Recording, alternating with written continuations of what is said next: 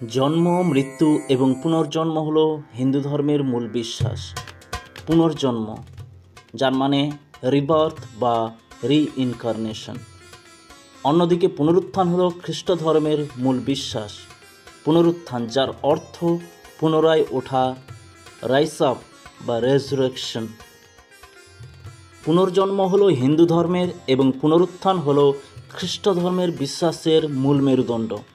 শব্দ দুটির মধ্যে কমন হলো পুনঃ, অর্থাৎ পুনরায়, এগেইন।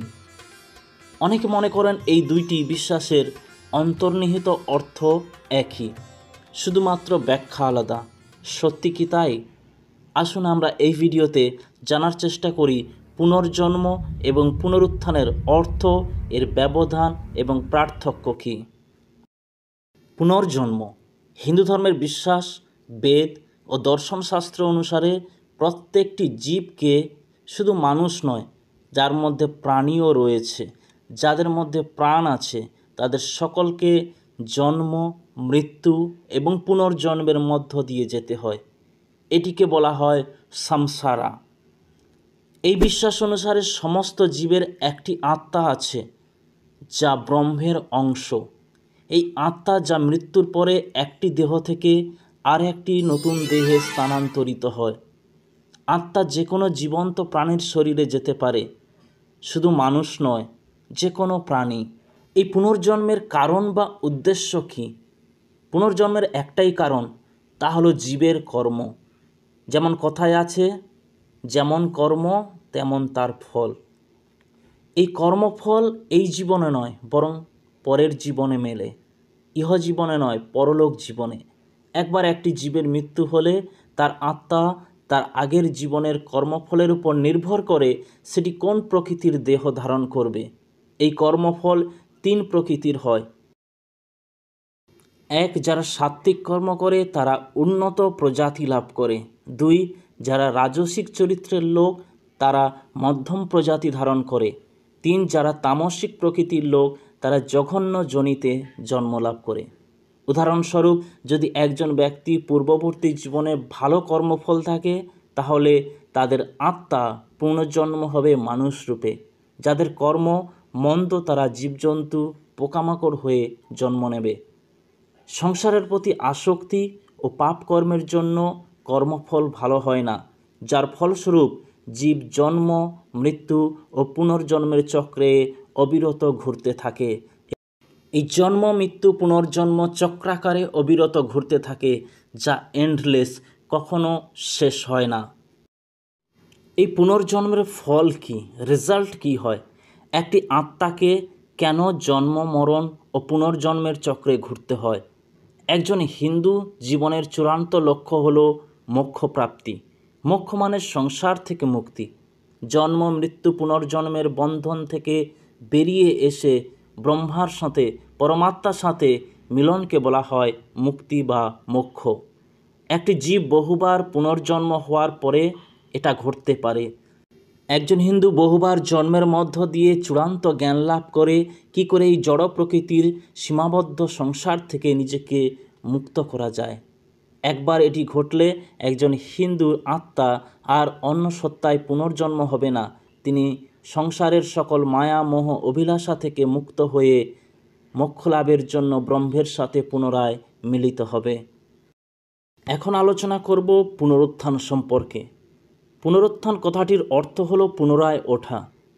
খ্রিস্ট ধর্মের বিশ্বাস এবং বাইবেলের শিক্ষা অনুসারে পুনরুত্থান হলো মৃত্যুর পরে আবার জীবন প্রাপ্ত হওয়া। বাইবেলে যিশু কয়েকজন মরা মানুষকেও বাঁচিয়েছিলেন, এক বিধবার মৃত সন্তানকে এবং মৃত লাসারকে, কিন্তু তারা আবার মারা গেছে। কিন্তু যিশুর পুনরুত্থান সম্পূর্ণ আলাদা, কারণ তিনি মরলেন, কবরে গেলেন এবং 3 দিন পরে সশরীরে পুনরুত্থিত হলেন।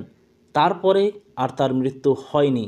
আর এটাই পুনরুত্থানের প্রকৃত অর্থ, যেটা খ্রিশ্চানরা বিশ্বাস করেন। খ্রিস্ট ধর্মের একটাই বিশ্বাস, যারা যীশু খ্রিস্টের বিশ্বাসী তারাও যিশুর মতোই মৃত্যুর পরে পুনরুত্থিত হবেন, আর তাদের পুনরায় মৃত্যু হবে না।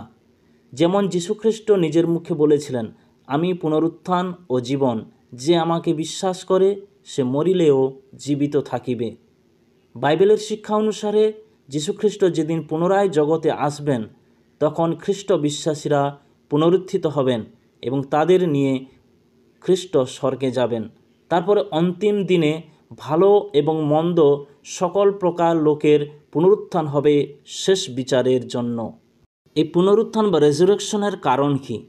খ্রিস্ট ধর্মের মানুষ নিজেকে পরিত্রাণ দিতে পারে না, কারণ মানুষের স্বভাবই মূলত মন্দ।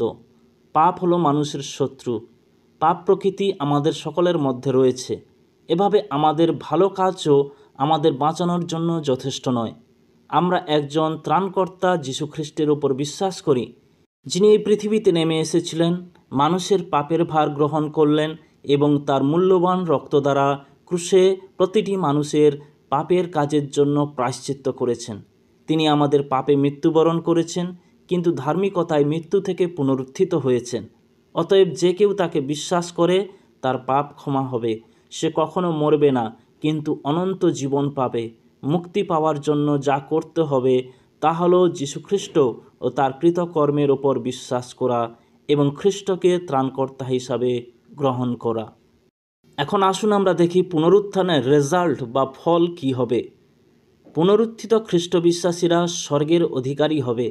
ঈশ্বর তাদের স্বর্গীয় দেহ প্রদান করবেন এবং তারা আজীবন ঈশ্বরের সঙ্গে থাকবেন, যেখানে কোনো মৃত্যু, শোক, যন্ত্রণা, খিদে থাকবে না।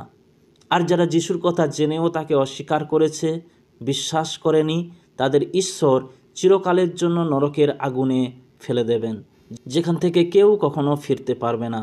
যারা যিশুকে জানার সুযোগ পায়নি, যাদের মৃত্যু যিশুর আগমনের পূর্বে হয়েছে, ঈশ্বর তাদের কৃতকর্ম দ্বারা বিচার করবেন এবং তদনুসারে প্রতিফল দেবেন।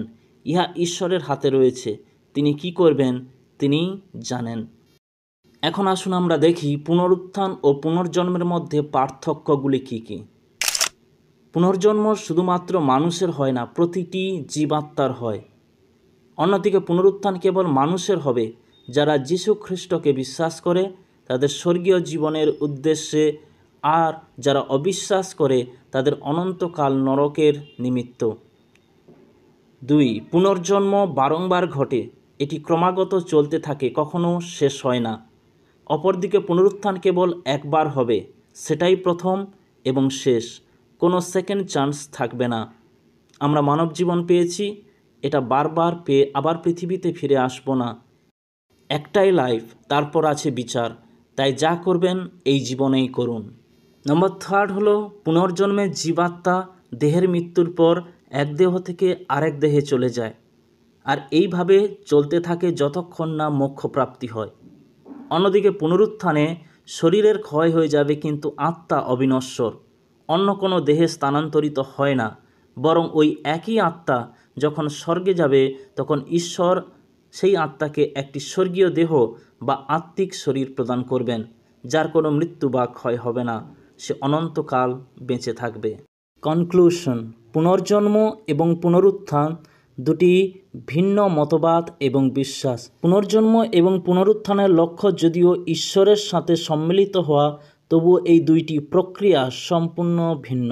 তাই আমরা সমাপ্ত করতে পারি, পুনরুত্থান এবং পুনর্জন্ম মোটেও এক নয়, সম্পূর্ণ আলাদা।